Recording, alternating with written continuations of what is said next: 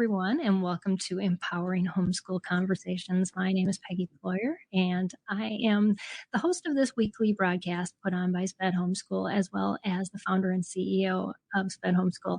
We at SPED Homeschool empower families to home educate children with learning challenges. So I encourage you to check out our website at spedhomeschool.com to learn more about the resources and support that we offer families. And some of the best resources that we have on our website are services offered by our partners who help fund our work. For instance, Iconix, who is on our show today sharing with us. I'm excited to have one of our partners with us. They are always a wealth of information. If you don't know, our partners not only support our nonprofit work, but they write and contribute to our blog, which is considered the #1 special needs homeschooling blog out there. And just a lot of great information listed on our website, poured out by these individuals that have invested their lives in helping families teach struggling learners. Some of them are professionals in the field. Some of them have their own services like Iconix does. They're curriculum developers, therapists, testing providers. They just provide so much for families. And we want to encourage you to connect with them because they have resources that we feel are worth putting up and saying, look at these. These people have something to share with you. We are just, as SPED Homeschool, a hub that brings all these resources together for you. And we're excited to do that. I know I wished I would have had this type of resource when I was homeschooling because I was scrambling every day. I had no idea what I was doing. My poor kids survived me and our homeschool. So we want to move you beyond that survival mode and put you into a thriving mode. And so that's why we are here to empower you.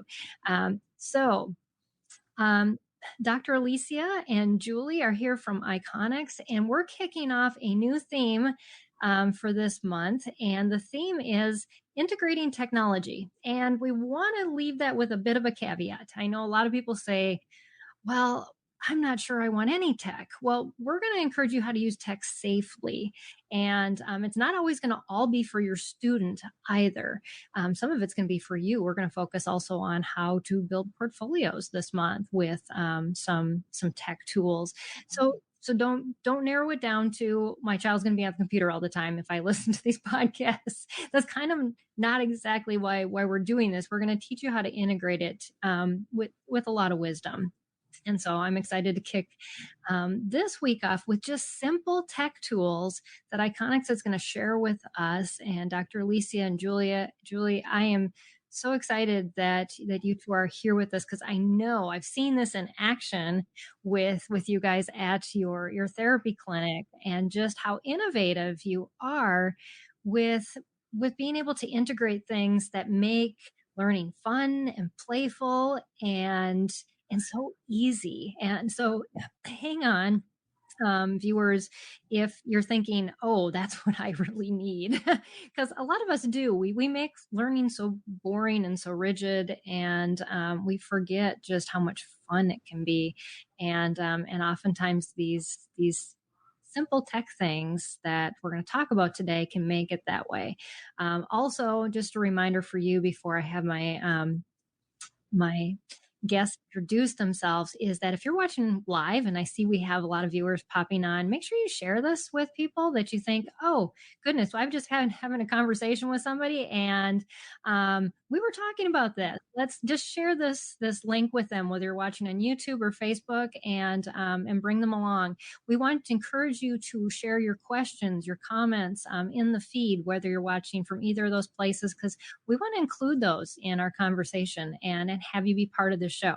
That's why we go live and don't do this as a podcast or broadcast and then post later. We want to make you part of this conversation and make it just very applicable to where you're at. Ask those questions. What are your hard spots that you're dealing with? Is there a tech solution for what I am struggling with in teaching my student? That's what we want to conquer today.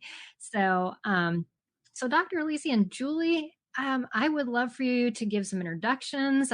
Just let our community know who you are, some of your background, and why you're passionate about helping families with struggling learners.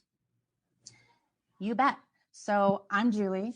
I am a reformed special ed teacher back, I won't tell you, 2000. I got my degree in special education, learning disabilities. And obviously my heart's in the right spot. I had my mission and my ministry is all about serving and helping. I kind of say the underdog. But I have recently found the Iconix system, and it is very different than the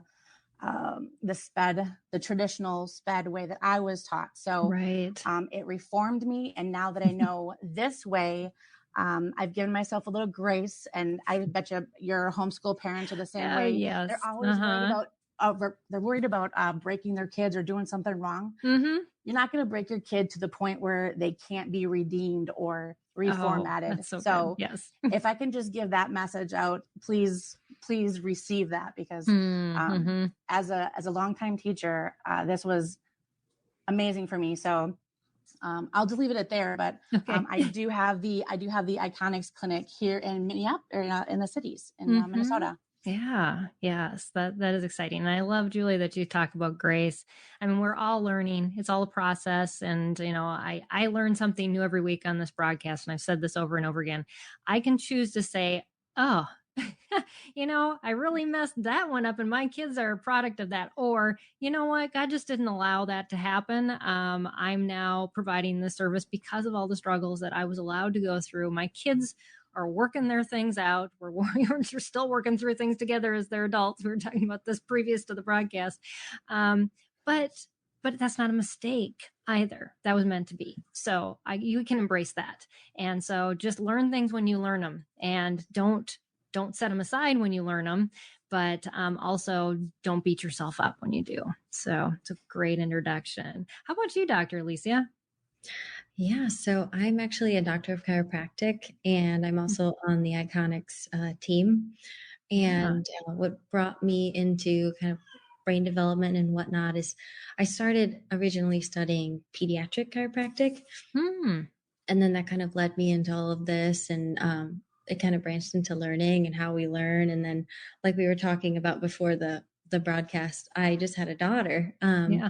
And so that's kind of given me like a renewed interest, but seeing, brain development play out from the very beginning. And it's super amazing. And I look forward to kind of experiencing it myself as she grows and develops. So yeah, that's where I come from and my place. Absolutely. And congratulations on being a new mom and being here and being a new mom. That's a huge feat. You've showered and you're dressed. So that's good. But yeah, it's a process for us all, and so good for this to come back around for you. You can apply so many of the things that and in such a different way, because it now attaches to you personally. And I think that's what a lot of parents are finding as they start homeschooling is they've heard about all of these educational philosophies or strategies and things like that. But then the rubber hits the road. I've got to do them at home. And we kind of go, well, how does that play out? Because it sounded good in theory, but now we actually have to get a child to cooperate with these things in our house and make it work. So we hope that today that's going to answer a lot of those questions and get you started on that road, especially with integrating technology. So I guess one of the first questions I'd love for you to answer is, what types of things are you talking about when we're referring to simple tech? Yeah. So we do both simple and very sophisticated technology, obviously, here at our clinics. If you want to pull up the PowerPoint, yes. We do have, our ministry is often geared towards the homeschooling world and homeschooling families. That's where our heart is. So anytime that we can take these very high-tech tools and kind of either simplify them or find something that is more simple that maybe any household might have, or something that is more reasonable for a house to have. Anyway, so that's what we focused on today, was the simple technology. Right. So you're not even talking about like electronics. We're talking about like assistive tech, like Right. Yes. helpful things. You bet. Yeah. So we do have that high tech stuff. I know that you got Mhm. to witness the pods. Yes. Those are not low cost, so we didn't even Yeah. include them. Okay. So if you want to go to that second page there, Yeah. we know that almost everybody has a phone that it is Mm-hmm. quote unquote smart. So your accessibility to a smartphone will tick off a lot of these tools. Okay. Mm-hmm. Possibly. Just looking down the list there, stopwatches and the metronome, those measure the temporal, like the being on the beat. Right. And if you ever want to make an activity a little bit harder, more complex, we have ways to add that metronome, and it is a layer of attention that will get even the most sophisticatedly, my kid's smart, so Right. I can create a task for them. Anyway, if you look on the list, you will see that a lot of these you have access to either low cost or free. Yeah. So you'll notice and can you read through them, because we do convert this to a podcast too, you bet. I would love for them to have an audio version of this list. So at the top we do have the phones, stopwatch, the metronome, and now there's chalk, markers, pencils, and color pens all in one line, because just something as a you drawing or making marks. So if you're on a sidewalk, chalk is ideal, and you can use sidewalk or a driveway. So use what you have available. It is helpful if you have access to PowerPoint. I know I think there might even be a free version. There might be one online. If you have access to that, we use that, and we have found that there's a feature that you can have the slide do this. It's called tachistoscopic presentation, which is a fancy word for flash presentation. So we are all about imagery and being able to. Our minds are so amazing that if you flash a graphic, our minds are so capable of capturing the things of that graphic, and that's where the magic happens, because if you can recreate that image, you'll have it for life. Wow. Anyway, so PowerPoint, we use that. Mind maps. And Alysia, I know that you are more experienced with the MindMeister, and there is a free version of that. Yeah. So at in Iconix, how we present content and how we organize our curriculum is in how we start our word maps, and then we create specific icons for those words and we substitute them out. But you can create those on your own at home using different mind mapping software.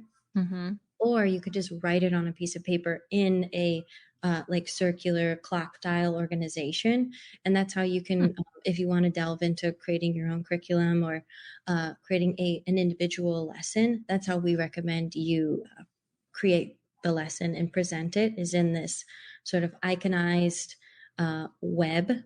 And I personally use MindMeister. I have it on my computer because it's a free version. It obviously has its limitations, but it's very, very useful. Really quick, back to the drawing utensils.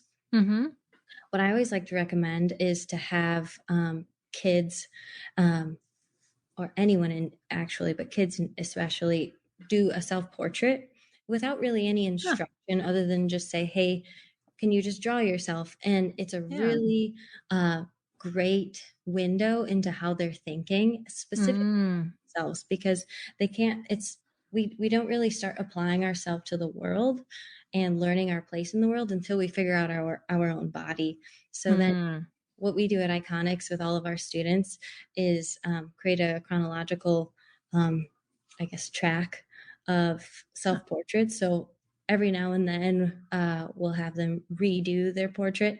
And it's so cool how you can see how they change and more detail is added. Suddenly they become they might start off looking kind of like a potato with like eyes. Uh-huh. They suddenly have arms and little fingers, and then they might have curly hair and a bow in their hair. You know, that's really awesome. So those are some really cool things that you can do just with pen and paper to kind of track how your kid is viewing themselves and how they see their body and their awareness of their body.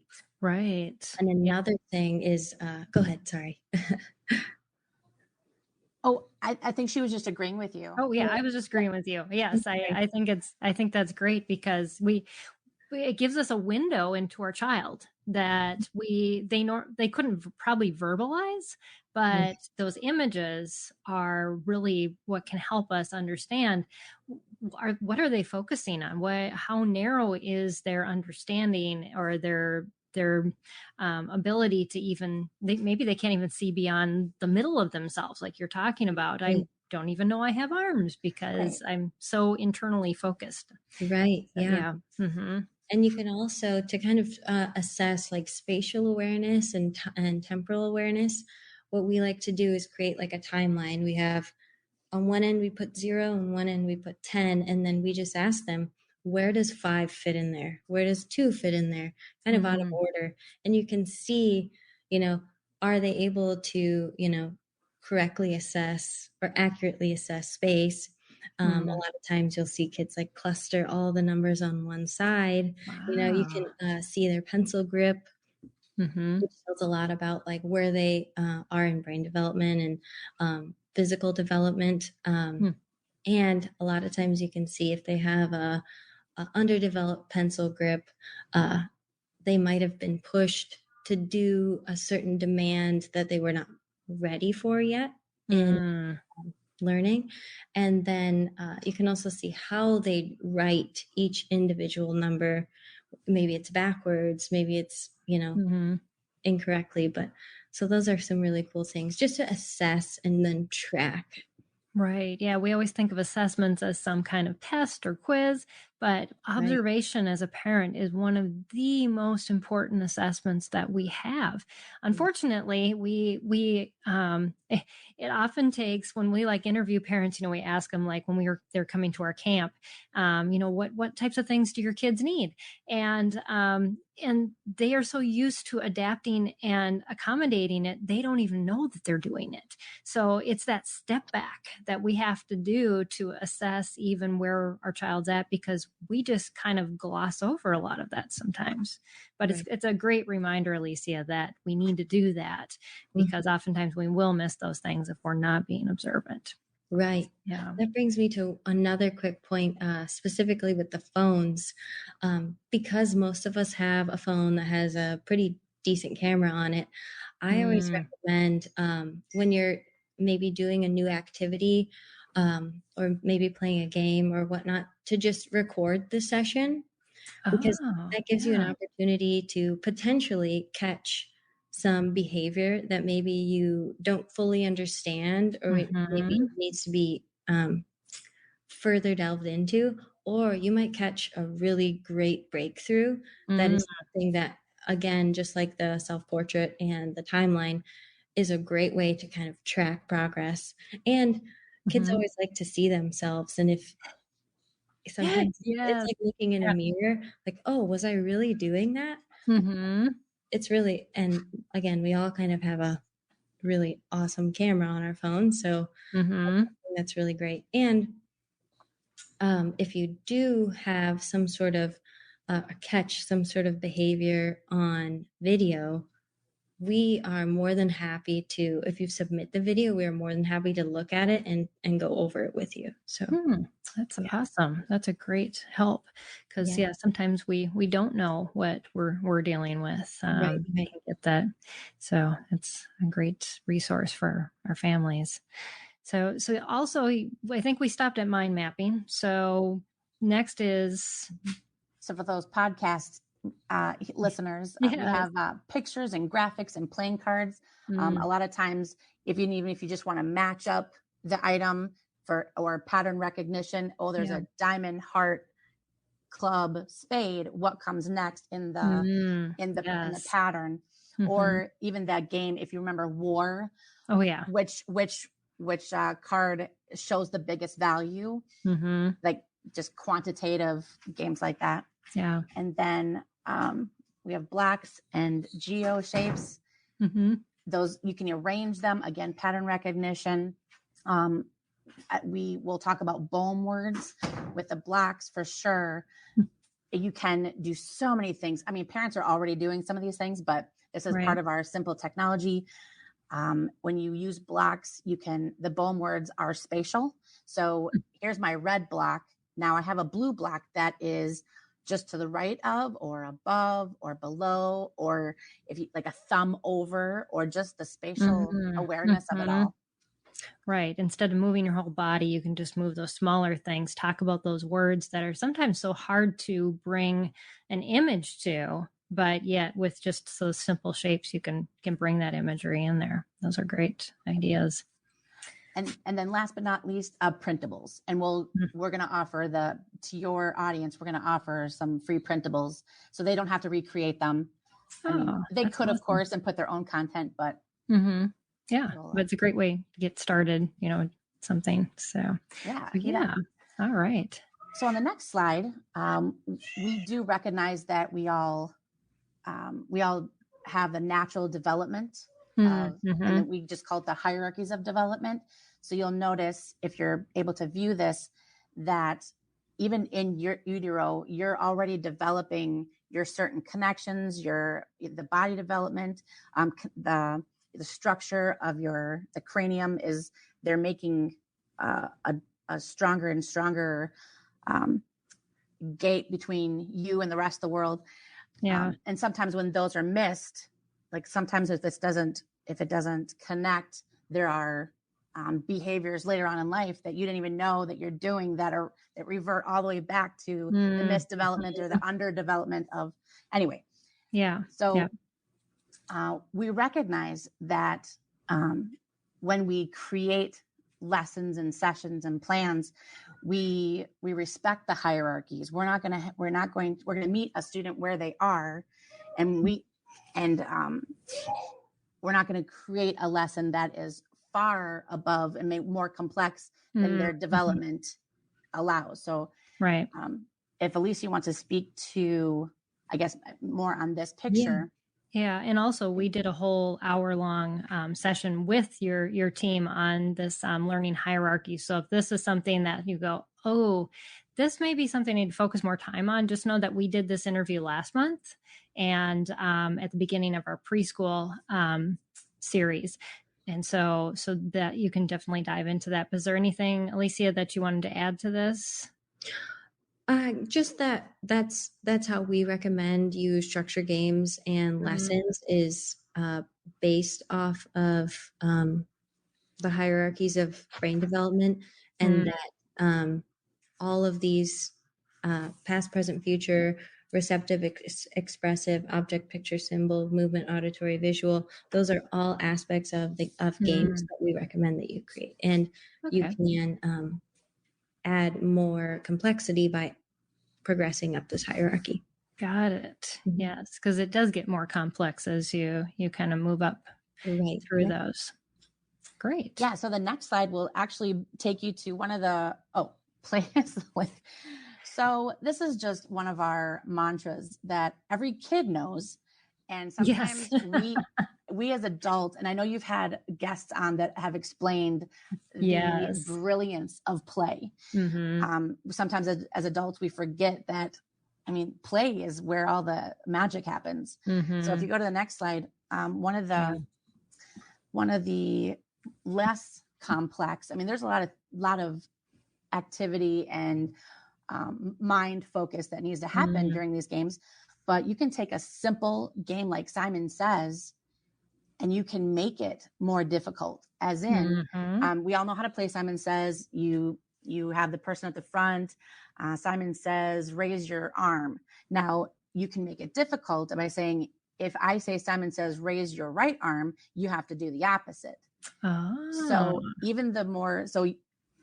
if in a homeschool setting, you're going to have students and kids at different levels of the complexity that you want. So it is great for those who do have the siblings, because you can still play the same game. They're both engaged in that game, at their level. Yes. So you add different rules onto the same play.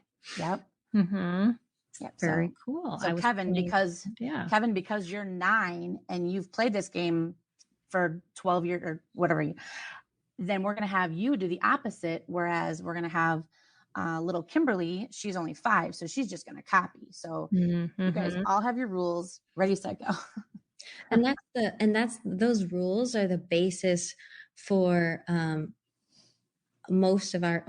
of our games, because they, I guess what they do is help us to move from being creatures that are dictated by our environment and more internal control beings, which is ultimately the goal of learning, rather than responding to the environment because of the environment is telling us to do something. It's, I'm responding because I've thought about it intellectually, which is, for instance, with Simon Says, we're given a rule, and we're also, we see someone put their right hand up, and it's Simon Says, put your right hand up, but the rule is to put the opposite one up. And so it's this internal control. Yeah, you have to filter it.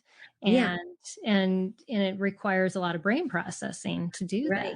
And then if you add the metronome or the stopwatch to it, it makes it even more difficult. And it builds that resilience too, which is super important for just getting through life. That's a great segue to the next slide, because for arrow charts, that was outstanding. I couldn't have planned it better. Unintentional. So the externally controlled response is what we normally, our kids walk in with that. They see the blue arrow pointing right and say that the beginning game is just point in the direction of the arrow or the loop. But for the impulsive kid, we want, it's impulsive, right? They do the thing that the environment tells them to do. Yes. We add rules, as in, well, we want you to be more reflective. So you're given an external target, but your response is now either going to be the opposite, or for the advanced kid who has more spatial sophistication, a quarter turn to the right. So now it's not a blue right turn. It is actually a blue down turn, but I have to make that change in my mind. Right. So given the blue triangle that's pointing to the right, I'm going to actually point down. So the impulsivity turns into a reflective response given the rules. And you can make the rules as complicated as you want, which I like to do. Right. This is one of the printables we were referring to. Okay. Yeah. This is awesome, because I really appreciate you saying that, Julie, is that we do have very impulsive children. Our society has taught kids how to be impulsive. And because our school system, our school structure is set up as we give to you, you spit it out, repeat to us. And so it causes them to have to be that little robot, that repetitive. We don't allow them to use their mind to change those things, to process, to integrate, and then reflect it in a way that has to involve some sort of their connection with that data. And so just a simple game like this is amazing. I love it. You bring up a really good point too. Many people would look at these games and think, well, they're not learning any content.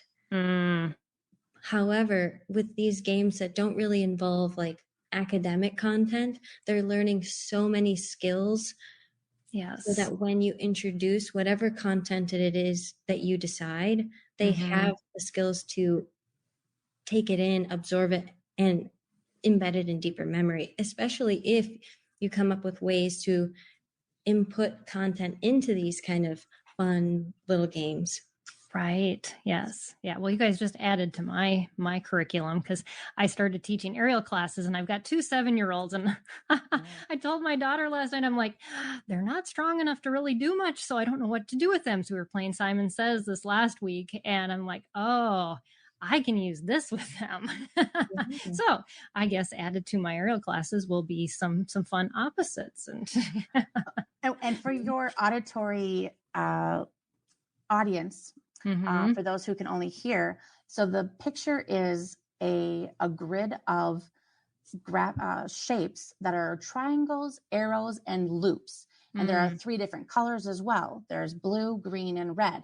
So the games that you can play with them. So we try to have a grid that has the graphic that has 3 characteristics, because the games that you can play, the more sophisticated games are, tell me the color, the shape, and then the direction going across the screen. So if I say blue arrow down, blue loop up. So you see I'm going across. You can't see my mouse, but I was going across as in I am going to give it the characteristic. My response is going to be, the rule is you're going to say the color of the first shape, the shape, and then the direction. And you will go across the row using those rules. Or you can skip every other one and just say, triangle, loop, loop, triangle, loop. Right. You can make the game as simple or complex as you want, but the magic happens when they internalize that rule, and then it's them doing the action. It is an efferent action. If you guys, I know if you watch one of your other broadcasts, we talk about the difference between afferent and efferent. Yes. And efferent is where there's that rule, and it's the doing of, it's the putting the effort in. Whereas the afferent is just all this information just coming at us. It's the reason why we can binge watch ridiculous shows when we just want to turn off our brain. Right. There's no thinking involved. So anyway, yes, that's a good point. And unfortunately, a lot of education is like that mass just pushing in information, and there's no response that requires any sort of thought other than recall. And that's it. And for, again, with the whole grace and the as a reformed SPED teacher, I just want to let all your viewers know that the traditional way of school is give us the information so that we can know information. Well, we have transitioned or pivoted now because we have information literally at our fingertips. Right. What we need now are teachers. They have to pivot in their roles as not so much information givers anymore. We need to be, as educators, we need to be, let's teach you how to learn. Let's teach you discernment. Right. Let's teach you, the things that you do with information. Yeah. So that's why traditionally that is a hurdle that we educators must acknowledge. Yeah. And unfortunately, us as parents, even, that's the realm we were taught in. So when we think of education, unfortunately, that's what we think about too. Right. So it's going to be a mind shift for us as well as we home educate and change our approach in our homes. Sure. Okay, so moving on, more low tech or simple tech, and it's a printable. We have it as a printable as well. Okay. Yeah.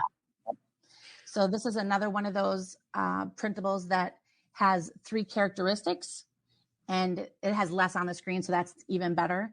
But we call these the near far charts. So again, the 3 characteristics: it's either a striped or solid, it's got a number on it, or it is a color. So if I have the little sheet, it's a tiny little sheet, and I have this student look at it here, and then it looks there, then you look here, then you look there. And so you say, like, if I want you to read just numbers, because the student, we're going to just do the simple, read the numbers going down.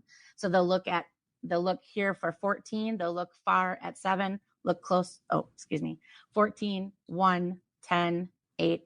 So it is the proprioception of the eye Yeah, muscles. it's specifically working on improving accurate eye movements, which are necessary to introduce reading. Mm-hmm. Now, does it matter which side you put, like the smallest, the middle, the biggest, and then should you be switching them from side to side actually to help the eyes? I don't know. I'm just a question. Well, you actually you stand right in it's right in line in your midline. Oh, okay. I think the picture's just off center just for the photo. But yeah, you usually stand I think it's about 10 feet away from the poster on the wall, which they're matching cards. They don't have to be, but how we usually start is matching. And so you can change the rule, whether it's you read the first number up close, the second number far away, and like Julie was talking about, or you can read the first line up close. You can just change it around, but it's supposed to help with improving eye movement. Oh, yeah, definitely. And all those other things we talked about as well. Mm-hmm. So it's just the two. It's the one that's on the wall and the card that you're holding in your hand. Yeah, and near and far. Yeah. So just for those on our podcast to know, these are like pool balls, like the colors with stripes or solids with numbers on them. And it's just, looking from one to the other with questions. So, and it's super easy to make your own too. You can put letters, you can put arrows, numbers, little icons, whether maybe it's a story that you've just iconized out. Oh yeah. And you just print off two of them, one on the wall, one you hold up close. Yeah, just bounce back and forth. Yeah, that'd be a great way to bring in content when you're doing different studies and talking about things with your kids. That's awesome. So on the next slide, we just have two more simple tech, as we would say, but it's we do these activities we'll just call this one the double couche catch. We do these activities, and sometimes we don't understand all of the sophisticated things that go into being able to take these two balls and throw them. I mean, the throwing is okay. It's the catching part, all the things that have to be integrated in order for you to catch both of them. So those are great games to play. Now I remember you talking about this and talking about using baskets also to make it easier at first, because I can imagine there'd be a lot of frustration in trying to catch those couche balls at the same time. Well, sure. Definitely using one actually is the lowest denominator here. Yeah. So you can always make something harder, but that's one of the games. And then the pie tin. So I try to think of something that you would have around your house. Do people use pie tin, or still you have pie tins? Perhaps. Maybe. But otherwise, they're really cheap. You can buy the aluminum ones. You flip one of those over and you get yourself a marble or just some small sphere. And it is deceivingly difficult to keep that in rotation as you walk, maybe as a balance beam, or put one foot in front of the other, or backwards. All of your integrated body, you just it is it's deceiving how difficult we can make that. Yes. Yeah. That's awesome. Yeah. We're always focusing on one thing and saying, we've hit that milestone, our child can walk, but yet there's that like you said, it's that peripheral awareness, because if you're focusing on that marble and then you're having to walk and not trip. I mean, if you have a child that's tripping, I can't imagine how much you're going to work on those skills by challenging them with it, but it's going to be fun at the same time. They're not going to say, this is boring. No. And then you can have competitions, because I'll see that happening with siblings, going, I can do better than you can. That is the thing that happens. That is the competitive mode. And you mentioned peripheral vision, and that's what these two games in particular, especially if you integrate balance into the pie tin game, in academics, where it forces us to be very central vision focused, which is so kids with hyperactivity, ADD, ADHD, those kinds of things are really very sequential, very central focused. And this helps, work on that peripheral vision, open them up, make them more aware of more things out all at once versus jumping from one thing to another, because in the end, that's how they're thinking. They're bounce from here to here to here. It's like squirrel, squirrel, squirrel. And, rather than seeing the big picture, it's going to help with the impulsivity, the hyperactivity, a lot of behavioral problems like tantrums and stuff, because it's going to help them increase their prediction. What's going to happen next? So they can internally start creating plans versus living here in the present, moment to moment. And, so that's what, and it's crazy to think like, oh, just throwing some koosh balls, catching them at the same time, or throwing scarves the same way. That'd be a good way to start. They're a little slower. Exactly. So, I love how you explain that, because I think a lot of times we're just like, oh, our child just has to live with this, and their attention's always going to be this so hyper focused. But the fact that we can start increasing that peripheral vision and what information that our child is taking in. And a lot of times it's because we spend so much time in front of screens and other things, or just hyper focused, even if you've never introduced your child to tech, but all they're looking at is this narrow window of information that whether it's in a book or an activity, and we don't do a lot of this play that requires all of these motions. And just as a society, we become more that way. And so to integrate this into our daily learning is where we're going to start seeing results. So thank you for just showing us those simple things. I think a lot of times parents are like, well, I want to do that, but well, how? So these are, and if I could encourage just even one thing, it's that there are no purposeless behaviors. So, your kid's doing something for a reason, Right. And so, just to be observant and, using your gut instinct, maternal instinct, parental instinct, to be aware of those things. It's so great. And like I said in the beginning, if you observe a behavior and you think that there's something going on, you just don't quite understand it or know, we would be more than happy to just talk it over with you. And you brought up another point too, as far as, seeing the big picture and homeschool. You have such a great opportunity to, dictate your child's day in life. And one thing that we, like you said, we're so involved in screens and, these little things that make pictures for us and make all these sounds. And, we really don't get that physicality, develop that physicality. Playing outside used to be this thing that we learned all of these tools and skills with before we went to actual school. Right. And, as homeschoolers, you have that ability to allow your kid to do that. And, I highly encourage that. So that's so great. Yeah. Great things to point out. And yes, it's not too late. And, even as adults, we can increase our peripheral awareness and all of these things by playing these games with our kids. So homeschooling will improve you as well as your children. I'm a testament to that. I am so glad that I homeschooled my kids because it caused me to become a better person. I know that. And so I just want to encourage you, if you feel like you're just not cut out for this, there's no way, one day at a time, and you and your child will make progress. And so I just want to encourage you in that.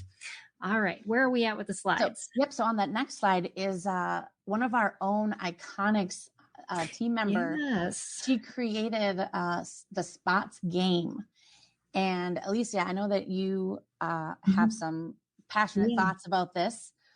So like Julie said, one of our other teammates created this all on her own, just based off of her understanding of brain development and her own working, because she works in one of our clinics, working with students. And so it's basically a game of, as it says, quick moves and faster thinking. So it's a ring of colors. I'll describe it for your podcast listeners. It's a ring of colors. A student stands in the middle. There's a rule that's given. You can introduce curricular content if you would like, and we encourage. We start off with just learning the clock dial to develop that spatial awareness, and you can also use it for simple math. And like we've been talking about this whole broadcast is just adding in those rules that then the student has to manipulate and then output some sort of active physical movement, verbal, gestural. We incorporate gestural movements, and that's all encapsulated in this SPOTS game. And we offer content to also go with it, curricular content to go with it. That's great. Little picture cards. Yeah. Yep. And there's a link down at the bottom of the screen. Yeah. And we'll include that in our feed for the YouTube channel, as well as the podcast. And our World at Hope Park said too, spots can be pre-ordered, because it's still in the design or the manufacturing phase, I think, because when we had Mackenzie on last month, she had said that they were trying to get enough orders to get that together. So, and Mackenzie's the teammate I was referring to. Yeah, and she's a homeschool grad, or she had been homeschooled. So, anyways, another bonus for homeschoolers there. Brilliant young lady, just a brilliant young lady. Yeah. So on the next slide, there are just a list of games that are within reach for most families that do great things, integrating a lot of the skills that we would want to see in the advancement of our students. So for those who aren't viewing this, there's mazes, simple mazes like when you're kids. More complexity is if you don't use a pencil to complete them. Oh, you just use your eyes. Yeah. The next on the list is hopscotch. Just the movement and the rule of having to skip the number. Obstacle courses, any obstacle course. I have not yet met a student who doesn't enjoy obstacle courses. Or a that was what my house was like made into when my kids were younger. There was never a cushion on the couch. Right. You bet. Just it's fun and mysterious. Yes. And if you introduce the rule of, okay, you've created this obstacle course, before you go through it, I want you to mentally go through it. And for instance, great. Estimate how much time it'll take you to go through it, or estimate how many steps will it take you to go from here to here before you do it. Then do it and, see how accurate you were. If you were very inaccurate, let's try again, those kinds of rules. You bet. Again, mind maps, battleship. A battleship is terrific for spatial awareness, of course, but then learning the grid. That is. Yes. The F2, whatever. Right. Yes. Hit or miss. Right. And then you have those operation games, and they make many versions of those. That gets you down into the particulate and just in that central vision, and being real careful and using all of your fine motor skills in order to complete the operation. Uno and memory games, Go Fish, Old Maid, War, dice, and juggling. I don't know. I know, Alysia, you wanted to speak on some of these, but I didn't know for her audible audience. I want to make sure I went through all of them. Yeah, real quick, back to Battleship. That game is it's super good for creating for helping create visual images, and obviously memory. What we like to do at our clinics is to use those little geo blocks with shapes, and then you could just put like a folder up like you did when you were in school to kind of block. and you have one person on one side and one person on the other with the same shapes, and one person creates this sort of diagram with the shapes and has to like verbally describe where. Yes, and I watched this at your clinic. Yes. Yeah, it's super great to create that visual image of like, okay, if I described it this way, I have to see it in my mind before I can put it on the page and put it in its right position. So that's a really great and fun game too. Yeah, just to be able to articulate verbally what you're seeing. Yeah. Physically, and that's where to those instruct another person to be able to, so you not only that, but you have to be able to convey it, and your communication skills, all of those things being improved upon. Receptive and expressive. Yes. Yeah. And we had one of our viewers too that was talking about your game too. She said our students do a lot of obstacle courses to help remediate the primitive reflexes. So yes, that's great. Makes sense. Lots of movement. So kids definitely. love the movement, of course. Oh yeah, yes. Talk about a good brain break. We talk about building those in and getting some exercise. Yes. Well, and when you're learning new content, if you incorporate movement into the learning process, it actually embeds the content further into your memory. It incorporates different areas of the brain, which embeds it into that hippocampus area. That's awesome. Yes. And unfortunately, we just want to try to usually just get through the workbook or get through the page and let's just get done with this. But we want to embed it. We want to get it there to stay there, not just to get it there and be gone again. And pass a test. Yes, exactly. And pass those state tests. No. Yeah.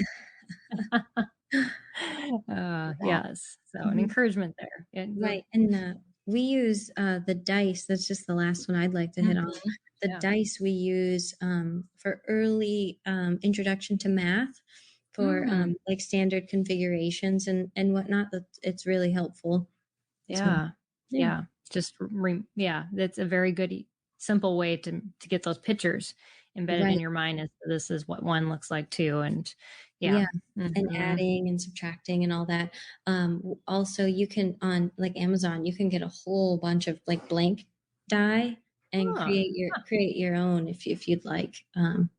So what would you use those for? What would you put on them? So what we've started to do is put little images if you want to create stickers, or you can customize your own set of number dice. Like with 1, 2, 3, but just put them in a different pattern, because you think of 5 and there's 2 on the top, 2 on the bottom, 1 in the middle.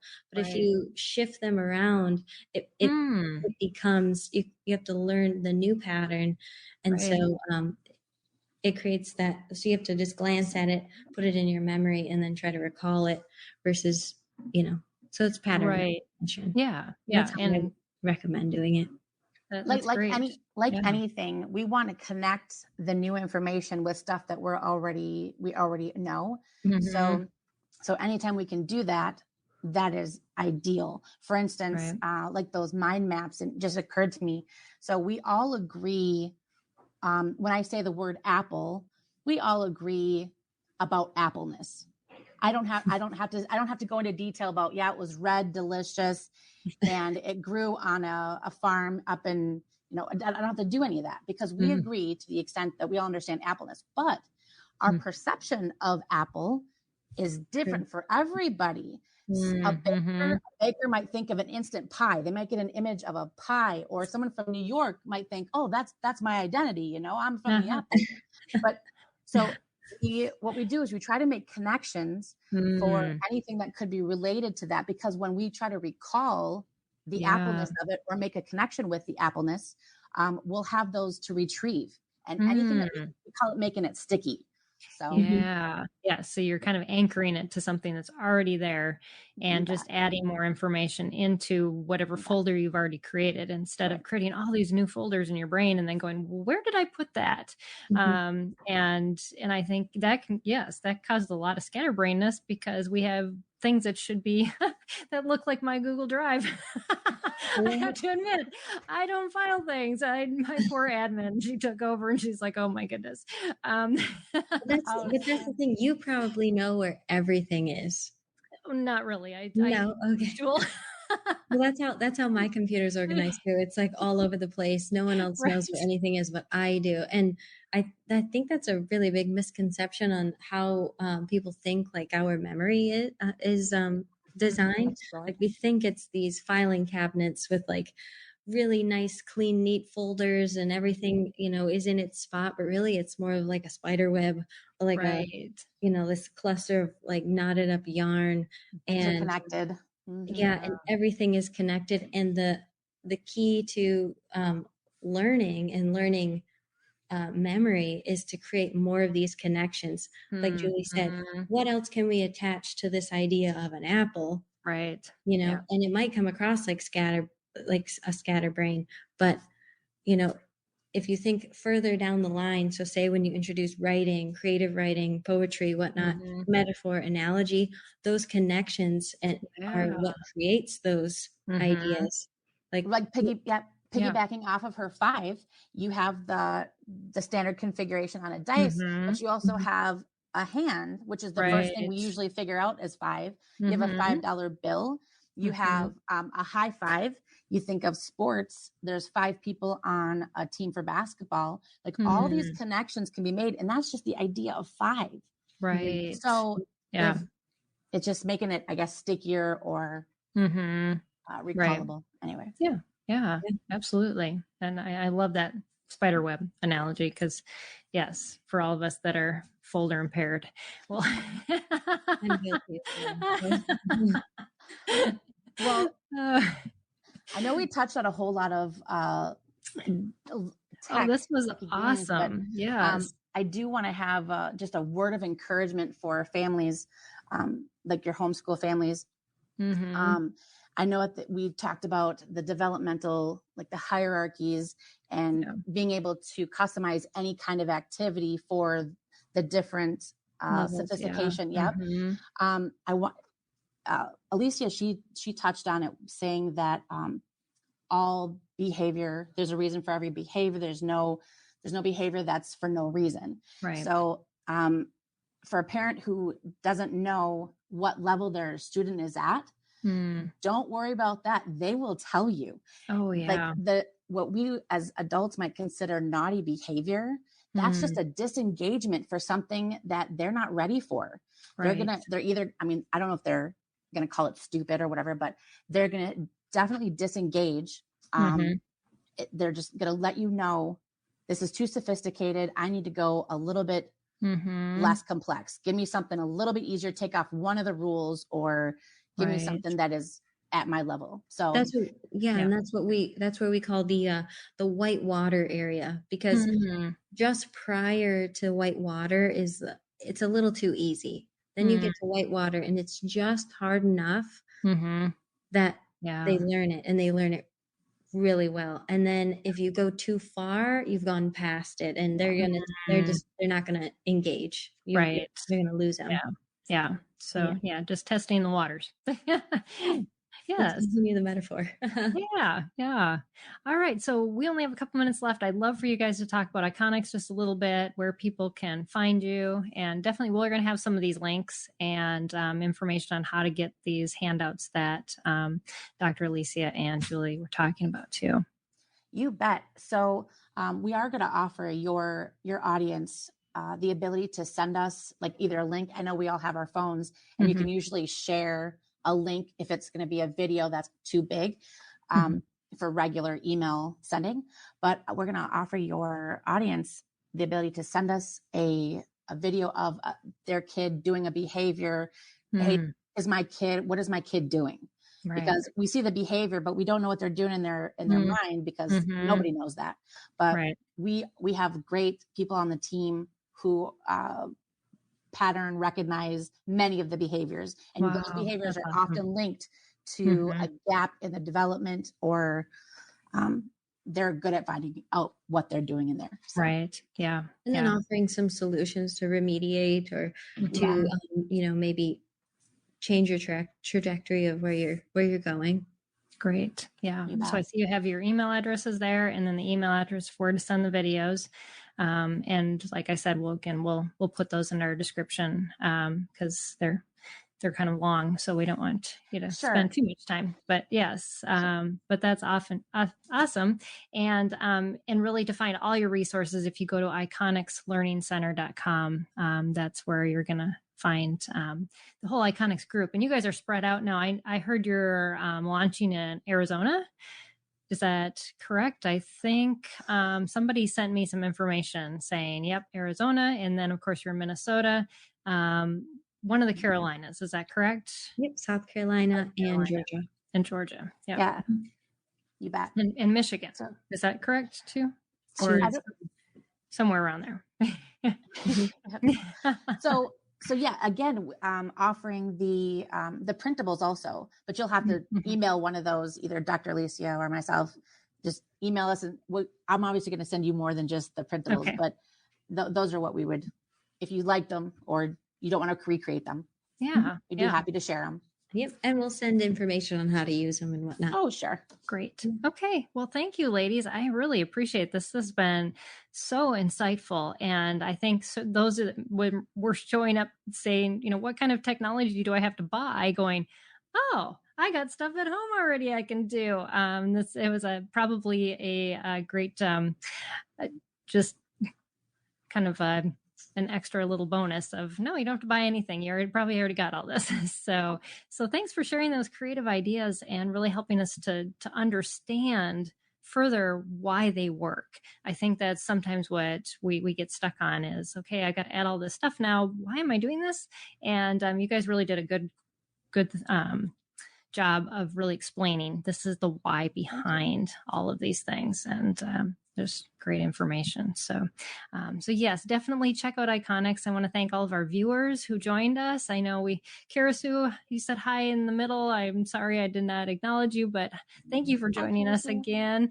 And for all the others, our World at Hope Park. And I know I've seen other viewers on, lots of thumbs up and hearts. So thank you for joining us live. And if you're just joining us on the recording, definitely try to pop in, look at our schedule of our upcoming guests, maybe some guests that you want to interact with, and join us in the afternoon. We go live 12:30 to 1:30 Central Time every Tuesday, usually. But check the schedule because sometimes that does change a little bit, but that's pretty typical. Thanks again, Iconix. Thanks for partnering with us and just supporting our nonprofit work. Just want our viewers to know that this broadcast was sponsored by viewers like you. If you want to make a tax-deductible donation to SPED Homeschool, you can visit our website at spedhomeschool.com. And we appreciate that and allowing us to just continue to serve you and to help provide resources for you as you home educate your unique learner. So awesome job, ladies. I'm excited to have you back on the show and just all of the, I can't wait to hear everything that's going to be going on in your clinic. I know you guys are working on a lot of stuff. So just thanks so much for having us again. So many homeschoolers. Absolutely. Yes. Yeah, and thanks for having us. And thanks for putting these on. Mm-hmm. Yes. Absolutely. Yes, I know. I'm coming up, I guess February will be 5 years we've been doing this broadcast. So hard to believe. I know. So it goes by fast. I bet. But yes, if you're thinking, wow, almost 5 years, yes, our YouTube channel has a lot of content and we have a lot of podcasts. So go back and look through that because this is the type of information that our guests are sharing every week. Well, not exactly, but just encouraging, helpful, constructive information that'll just empower you to home educate and do it well. Yeah, take a break from Netflix and binge watch some Empowering Homeschool. Exactly, binge watch me. Absolutely. Oh, yeah. Awesome. Okay. Yeah, well, we appreciate all of you out there, and I'm excited. Next week, we are going to continue on with talking about technology, and we're going to specifically talk about using technology to increase your students' learning motivation. So I guess we talked a little bit about that today, but we're gonna talk about some motivation too with another guest, and I'm sure they'll have more ideas to add into the collective. So you'll want to join us then. But thanks again, everybody. Thanks again, Alysia and Julie. I appreciate you guys taking time out from your schedules. And so we'll see you all next week, same place, same time. God bless everyone. See you then. Bye.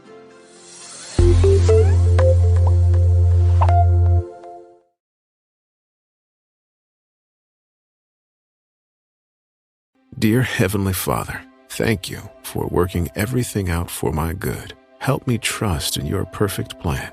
Amen. Father, thank you for loving and caring for me. With Christian prayer meditation, you can pray along to prayers based on specific topics. Go to lifeaudio.com or search your favorite podcast app for Christian prayer meditation. You can also download the Abide app for biblical meditations at abide.com.